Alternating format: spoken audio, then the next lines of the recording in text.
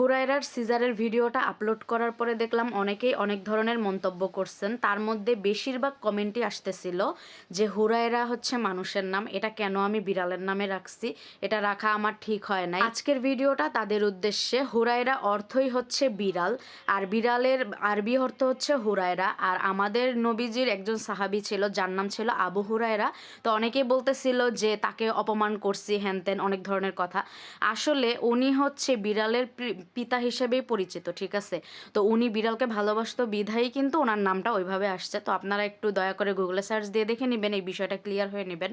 যদিও আমি অনেককেই রিপ্লাই করছি, বাট এত পরিমাণে কমেন্ট, সবাইকে তো আর রিপ্লাই করা ওইভাবে পসিবল না। আবার দেখলাম কিছু মানুষ কমেন্ট করছে যে আপনার এই বিড়াল বাঁচবে না, ও মরে যাবে, এই ধরনের মন্তব্য করছে। তো তাদেরকে বলতেছি আলহামদুলিল্লাহ আমার এই বিড়ালটা অনেক ভালো আছে এবং সুস্থ আছে, ও সুস্থভাবেই বেঁচে আছে। তো এই ধরনের মন্তব্য না করে আপনারা একটু বিষয়টা লজিক্যালি চিন্তা করবেন। আর বিড়ালের নাম যে আমি হুরায়রা রাখছি এটার অর্থই কিন্তু বিড়াল, ঠিক আছে? হুরায়রার নাম বিড়ালেরই হয় আর কি বেসিক্যালি। তো যাই হোক, আপনারা একটুখানি দেখে বুঝে তারপরে কমেন্ট করবেন।